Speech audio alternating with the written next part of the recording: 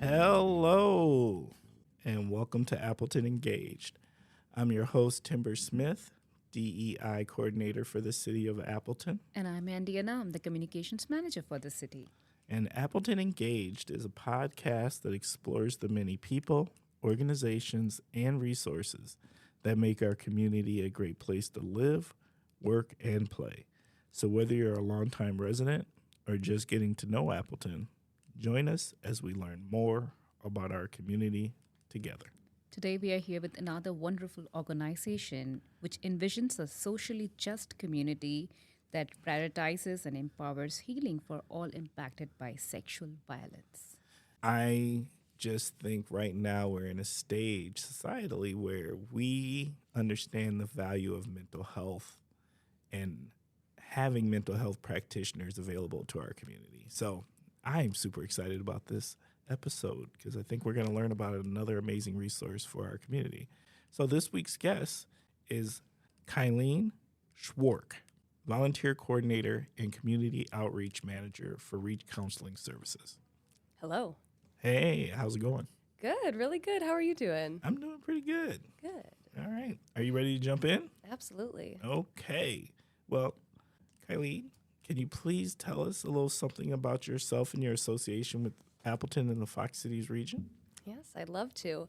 So I actually grew up in Fond du Lac, but I was involved in a lot of extracurriculars in Oshkosh and Appleton, so the Fox Valley has always felt like my home.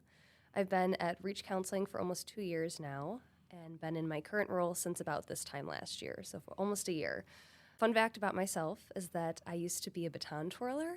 I grew up going to baton and dance lessons at a baton and dance studio called Julie's Touch of Silver in Oshkosh, and that led me to Iowa City in Iowa, the University of Iowa, to be a part of their Hawkeye Marching Band as their featured twirler. So I went there for school. I pursued a degree in therapeutic recreation with a certificate in disability studies, and I came back the last couple years to settle in Wisconsin, in Appleton now with my partner, and now work at Reach and the studio that I grew up at full time. Hey, I know a little something. My daughter has a friend who also went to Julie's Touch of Class and ended up becoming, and she got I didn't know that they gave scholarships for twirling. Yeah, my scholarship to the University of Iowa was a full scholarship. I'll forever be super grateful for that opportunity to twirl there and the opportunities I had growing up because I went to the baton studio and learned a lot of twirling skills, obviously, but a lot of life skills too. Can you please tell us about your resource? I'd love to. So Reach Counseling Services is a sexual assault service provider in the Fox Valley region. We have a lot of different programs, and we serve children and adults. Our 4 primary programs are prevention education, trauma counseling, victim advocacy, and sex offender treatment. As a whole, we strive to heal lives and transform communities. So can you tell us more about what the organization does? Because we have many organizations which works, towards this goal of helping supporting the domestic violence victims and other kind of victims. So how do you stand out? I mean, what's your niche here? Yes, well, Reach primarily focuses on serving survivors of sexual violence. So we really rely on partner agencies like Harbor House and Christine Ann Domestic Abuse Services here in Appleton and Oshkosh when we have survivors approach us that are involved in domestic violence. But like I said, we focus primarily on sexual violence. And something that makes us really unique and stand out is our trauma counseling piece. Anyone that's been affected by violence in some way, shape, or form really qualifies for that program. And our trauma counselors are very well versed in handling a lot of different forms of trauma, adverse childhood experiences, and there's a lot of crossover there, so they're very experienced in handling a lot of that intersection as well. How long has Reach been around? That's my first part of my question. All right, and my second part of the question is, how big is your team? So the first part of your question, we've been around for about 45 years within the Fox Valley region. Okay. We were established in 1976 and became a licensed mental health clinic officially in 1993. So by 2001, we were serving hundreds of families and individuals who've been impacted by sexual violence in Winnebago County primarily. And then within this past year, we expanded into Calumet and Outagamie County as well. So we've gone from one county that we've always served since the 70s to now 3 counties, and really tripled all of the numbers that we have for all of our programs. We've been able to serve a lot more people that truly need that help and assistance, and it's been a great honor to do so. That's a big footprint. It really is. It is. And with that expansion, to answer your second part of your question, is that our team has expanded a lot too. We have a team of about 25 to 30 people now. But when I started there only 2 years ago, it was closer to 15 to 20. So we really have expanded not only as an agency, not only with a new office building. We have an office in Neenah, but we opened an office in Appleton around April last year. But also as a staff, we've expanded too. So what's the mission is like if you have to expand on what Reach Counseling does, because it has now expanded. So what would be the mission statement of the organization? To heal all lives and transform all communities. And I really love our tagline that that's what that is, because we do primarily focus on sexual violence survivors, but we are extremely passionate about our DEI work as well. And we want to be a safe space and a healing space for all people from all walks of lives and all the different experiences that we have, both good and bad. So I'm curious, like typically, how many calls do you receive each month, if I say so? So what has been your experience? I have to think a little bit. We have some calls that a lot of them come in during business hours, but we do have a 24/7 hotline. So a lot of calls come in after hours as well. That's staffed by our full-time staff advocates, but also volunteer advocates. I think on average, I mean, at least during the day, whenever I sit at the front desk to help a little bit in our Neenah office, we have at least, I would guess, 10 to 15 calls that come in per day. Wow. And then, after hours, it really varies because a lot of people don't tend to call our office after hours unless they're in crisis. And so I would say per month, we probably get about 10 calls after hours as well. And those could either be crisis calls, or sometimes we go to different police departments in the area to help assist survivors at police reports, or also at different hospitals like Theta Care in Appleton and Aurora and Oshkosh. We help at sexual assault forensic nurse exams. The nurses obviously do the examination part, but we act as advocates and help explain the process and truly emotionally support the survivor there. So I guess on average, oh man, That's probably a lot at least calls. hundreds of calls a month. Wow. Probably. Yeah. What, as the community, don't we understand about the needs of an organization like Reach Counseling Services? And what's a myth that the community might have about a resource like this? Well, to answer the first part of that question, I think something that not a lot of people realize, and this is why Reach is so important, is that so many different people are affected by sexual violence, whether that's sexual harassment, because that happens a lot more often than we think. And I think that's actually a really hard thing to identify sometimes, too, when someone is being harassed. They really struggle to identify that that's what it is. But also through sexual assault. We also have situations where we work with young people that are involved in child sexual abuse materials, also known as child pornography, human trafficking. We have a human trafficking advocate. And, all of these things, I think something that people forget is that this is very prevalent and it affects a lot more people than we sometimes think. Even with human trafficking, January was Human Trafficking Awareness Month, and I went with our advocate to a lot of different interviews and public events, and it was wonderful hearing her talk about all that she knows about human trafficking. It really is in our backyard, and a lot of people forget that too. So I guess maybe that's also kind of the second part of your question too, that myth. This, sexual violence seems like it's so far in the distance, but it's not. It's right here in Appleton. It's in our backyards. It's happening to people. And I think that's a huge fear, and that really causes a lot of people to not want to come forward or speak up. And my encouragement is to always encourage them to reach out to different resources like Reach Counseling or Christine Ann or Harbor House if they're in a situation like domestic violence or sexual violence, if it's happened to them, because they deserve to live a happy and healthy life, and Reach wants to help get them there. I think the number of calls you talked about gives us a share of understanding that how much we need these kind of resources, because sometimes people don't want to open up, as you just said. So my question would be like, how does Reach make sure that people who are reaching out does have that confidentiality when they tell about the sexual acts, because it is hard. Sometimes it comes from family members. It could be anyone very close to them, and they don't want to talk about that. So how do you make sure that this person has the safety net he or she needs? Well, confidentiality is very important to all of us at Reach. All of our staff do sign agreements when we're taken on as staff, that we'll keep information confidential. And I think a lot of us go so far as to be even really respectful when we're working with each other. Part of our values is collaboration. Our teams collaborate very closely together. So a lot of times teams will work on the same case together, and they try to be very private about that information unless it's a need-to-know basis. Even when people call us through our hotline, if it's during business hours, only the receptionist that takes down that information, and then, the individual, our case manager that might be managing some of these cases and making sure they go to different therapists or advocates will see that information and know that information, and they're very respectful and private about that information too. And if calls come in after hours, we go through a third-party answering service, but they keep that information confidential as well for us. I really like how you talked about, too, as part of that question, that support system is extremely important. And sometimes people don't always have that because, 90% of the time when you are involved in sexual violence of any sort, it's from somebody that you know. And so a lot of people don't want to share it. They don't want to talk about it. They're really worried that it's going to get back to the person that did that to them.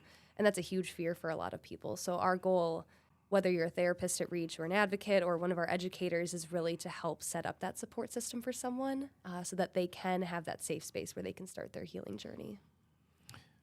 Okay. I've just been throwing you these 2-part questions this entire You're keeping me on my toes. And you know what? I'm still going to throw another one. Oh, thank you so much. That's so nice of you.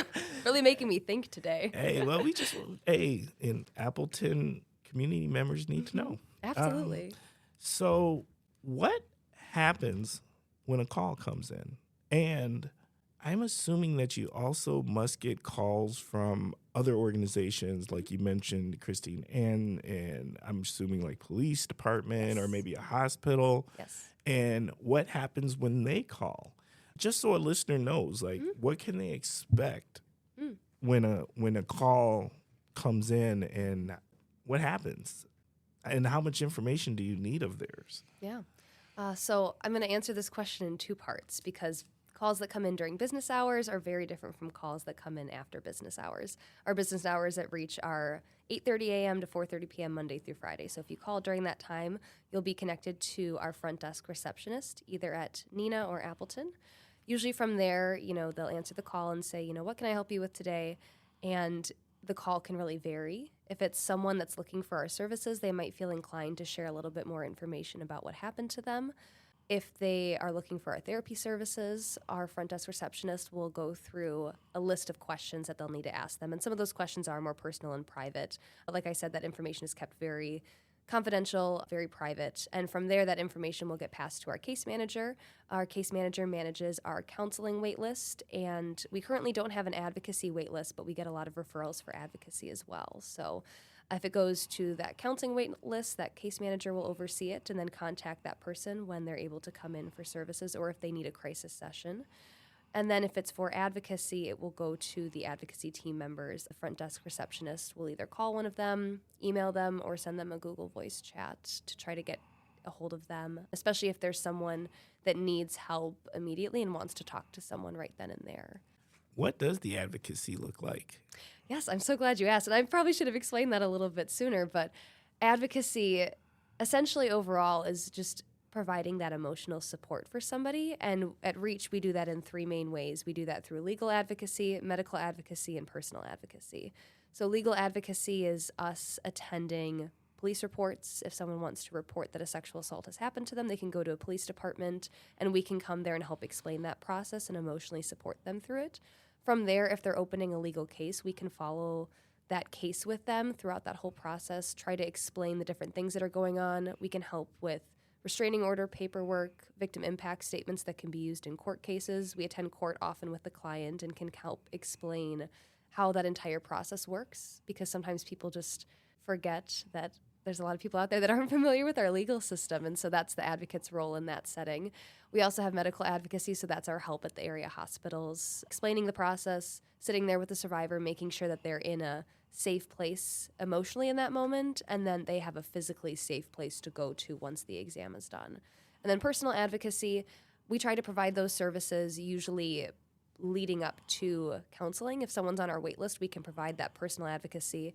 Our advocates are not licensed counselors or therapists, but they're very well versed in different crisis intervention, coping skills and strategies, and so helping teach those to people who need them before they can get to see some of our counselors on our counseling team. So, Kylene, you are a volunteer coordinator, but also you are a community outreach person as well. So, what are the signature events which the consulting services does?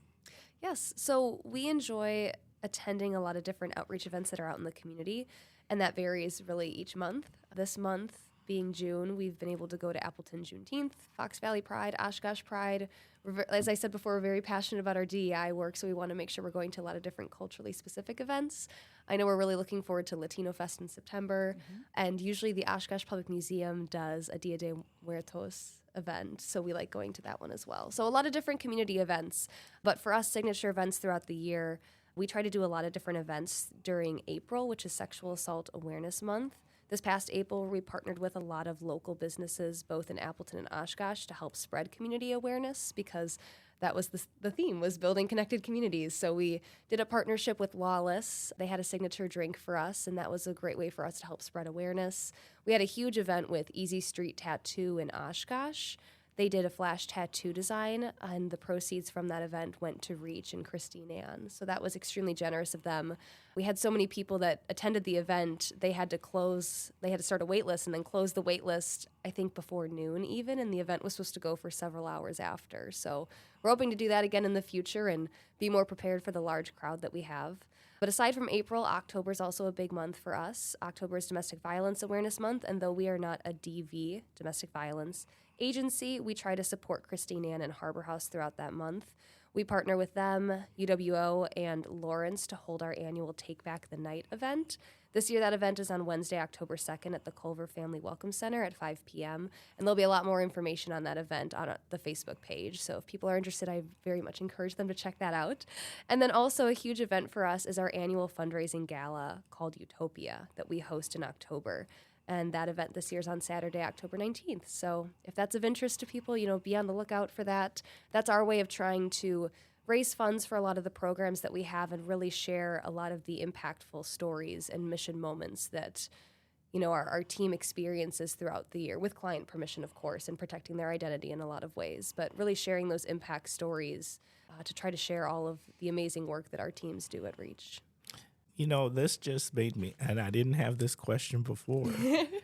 Is there a cost to use Reach? Oh, that's a great question. So our advocacy services are at no cost. They're all free. Our counseling services do have a cost, but we accept many different forms of insurance. And for those that don't have insurance, we use a sliding scale fee. And so we really try to meet people where they're at with what their needs are and make whatever they need work for them. So now is the time to understand the human impact of the work Reach does. So can you share a narrative that will help listeners understand a bit more about the impact of the organization? Absolutely. So as I said before, we have 4 primary programs at Reach: counseling, advocacy, prevention education, and sex offender treatment. I love going to different community events because I get to talk about those 4 different programs and all the things they entail. And usually at those community events, we get a lot of questions about our sex offender treatment program, also known as our SOT program. So if I say SOT, just know I'm referring to that program. But we get a lot of questions about that program because a lot of people get very confused when I start talking about that. They say, you're trying to combat sexual violence and you're trying to heal lives. Why are you working with registered sex offenders? And essentially that's what that program is. We have a few different therapists that are part of that program. They work with different police departments, correctional facilities throughout Wisconsin, even have some contracts with the FBI, and essentially working with registered sex offenders. But the goal ultimately is to help them not reoffend in the future. And when I've spoken to our therapists, they really talk about that saying of hurt people hurt people. Oh, yes. People that are hurt, they will hurt other people, is so true. and that a lot of the people that are registered sex offenders have actually been victims of sexual violence themselves, and that in no way, shape, or form excuses the actions they've done or the hurt they've inflicted on other people, but the goal is to heal their lives and help them not reoffend in the future and help them become upstanding citizens in our society. So one of my favorite stories is that one of our therapists, Tim, has shared with me a story about a client who, let's just say, we'll call Jack, just for sake of privacy. But he's been working with Jack since about 2020. Jack is a registered sex offender who spent over 20 years of his life in prison for sexual assaults. It's not uncommon for people classified as sex offenders, or Jack in this case, to have an extensive trauma history of their own. And as I said before, the idea of hurt people is very true, and that's the case in Jack's case. Jack was released from prison in late 2019, and since this time he has made amends with his victims and has made positive strides in his life. Working with Jack, Tim has mentioned that he sees a great positive change in him that he doesn't always see with other people who've committed sex offenses. And that's actually a really interesting note, too. When I've talked to Tim, he'll share sometimes that you can tell when somebody is going through our treatment program, which is a lot of individual counseling and group counseling as well. You can tell when someone isn't truly invested in this healing process, and maybe they're not quite there yet or wanting or willing to do that work. But he said it's really beautiful to see that most of the people in the program really do want to put in that work, and so they do. But, he's told me before how Jack has been extremely open and vulnerable throughout therapy, just a very new trait for him. It's very hard for him to talk about the things that happened to him growing up. He's had a very dramatic childhood and been hurt by a lot of people as well. But he, through this process and through working with Tim, has found more independence since being out of jail and has found employment and been employed at the same company for 3 years. He's achieved a supervisor position overseeing other coworkers and had his own apartment for 3 years now as well. So that's another big important factor that people don't think about is when people come out of jail or the prison system, they don't always know how to be independent anymore, how to live on their own, take care of themselves, have a job. Even those simple actions are very daunting. And so all in all, Jack is working hard to reclaim what he lost due to poor choices, that he made in his past that hurt others, including himself. And despite the horrible choices that Jack made in his past, he's shown that people can change. And overall, Jack's story is just one of the many success stories from the SOT program. That program works not only with adults, but also youth. And to this day, we currently have 0 juvenile offenders who have completed the program reoffend in the future. And overall, our reoffense rate, I believe, is 7% through that for the people that have completed that program, whereas the national reoffense rate for people who've completed programs similarly is 34%. Oh, wow. So that program really does a lot of great work. And I feel like people are very surprised when I choose to share that story because there's so many stories we also have of people who are victims, who are survivors and have survived horrendous things that have, achieved great successes within the legal system, those that haven't achieved great successes within the legal system and been hurt by it, that are also extremely impactful. But I also just really love sharing about our SOT program because it's very unique. Our therapists work very hard to make it a successful program. And, there's a lot of great healing to be found there as well. Is there anything the community can do to be helpful? Absolutely. Reach is always looking for volunteers. So if anyone is ever interested in helping out and volunteering, you can always get in contact with me, first of all. That is my job as volunteer coordinators to help people who are interested in volunteering get connected to a good fit for them at Reach. But we have a lot of different volunteer opportunities. We have volunteer office assistants that help at our front desk in Neenah and Appleton, answering phone calls, taking down information, helping with filing, different things like that. We have volunteer educators that help our prevention education program. Our prevention education program is in over 70 schools throughout Winnebago, Calumet, and Outagamie County. We start with kids as young as 4K, teaching them about safe and unsafe touch, identifying trusted adults, and before learning about online safety as they get into 3rd, 4th, and 5th grade. We do work with middle schoolers and high schoolers as well, and we talk about sexual assault, sexual harassment, sexual abuse, the ages of consent in Wisconsin. We talk about sexting because that's a very prevalent issue right now. We talk about grooming and the red flags of grooming, bystander intervention, really just a lot of different things. And so anyone that's interested in helping can help that program and be a volunteer educator. We also have event volunteers that help with those different events that we do each month. On average, we do anywhere from 5 events to I think nearly 15 or 20 we almost hit this year. During some of our busy months, we love to do a lot of those events, so we're always looking for volunteers for that. And then our largest volunteer opportunity, which are volunteer advocates. As I mentioned before, REACH has that 24/7 hotline, so our full-time staff advocates help answer it after hours, but we also have volunteer advocates that answer those calls after hours too. We provide all the training necessary for that type of work. It can be very daunting for a lot of people, but we just ask that the people that are interested in that role have compassion and empathy for others and are willing to learn, because we provide all the information they need to know to help someone who's in that crisis moment. So, if someone wants to be the part of the organization or want to volunteer, who should they get in touch with? Yes. Well, you can get in touch with me via my email or our volunteering email as well. So that would be volunteering@reachcounseling.com or Kylene@reachcounseling.com. Kylene at reachcounseling.com. Also, just getting in touch with our social media platforms. We're present on Instagram and Facebook at Reach Counseling Services. So you can always reach out to us, message us on Facebook, DM us on Instagram. We're always looking to get in contact with people that are looking to give back in that way. And also people who are looking to give back in a monetary way as well. Because our advocacy program is free of charge, a lot of our funding does come from grants. And so if anyone is ever interested in helping in that way, we're certainly open to that and very appreciative and grateful for those funds as well. Is there any additional information that you feel is important for our listeners to know that maybe we didn't ask a question about? Maybe not any other, information, but I always like to, as we're coming to a close, I always like to wrap up, talks like this by saying, if sexual violence has happened to you, it's not your fault and it's okay. REACH is here for you. We want to help. We want to help you on your healing journey. And if you ever are looking for someone to be there, please contact us. Our number is 920-722-8150. Again, that's 920-722-8150. We really want to get in touch with you. We want to help you. We want to help you feel better, feel good about yourself, and know that this wasn't your fault, and that, if you're going through a hard time right now, it doesn't always have to be like that. So REACH is always here for you. Now it's time to send a shout out. So, who do you want to send your shout out to? I want to send a shout out to our executive director, Kristen Trimberger.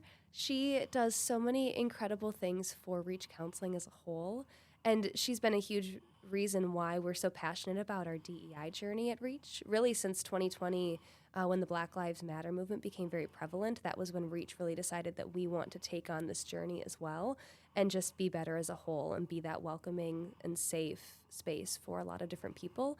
A lot of that looks like education and different trainings, and she's been essentially like a go-getter in that area, really helping us get connected very well to different organizations. And, now we're doing our DEI work more internally now. We've been setting up a lot of different affinity groups throughout the year for our staff, and I think she just does such great work for REACH Counseling and is really trying to help us expand our reach, as we like to say, throughout the Fox Valley area. So I want to give her a shout out. She does a really great job, and I personally am so appreciative of her, and I know a lot of our team members, all of our staff members and clients at REACH are too.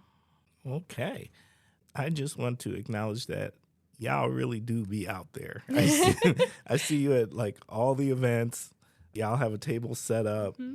There's good things happening. There's people visiting and asking questions. There's lots of engagement. So it's pretty awesome to see. Awesome. Thank you for that. And that makes me feel good too, because that's my job, right, is to make sure we're getting out there and being out in the community. So I'm really glad that you're seeing us out there. And if anyone who's listening knows of more events that we can attend or different things that we can do, always reach out to us so we can continue, helping everybody that we can. Okay. Kylene, thank you. Thank you. At this time, we're going to start wrapping up this episode. Appleton Engaged listeners, thank you for spending time with us. Thank you for giving us your minds and ears.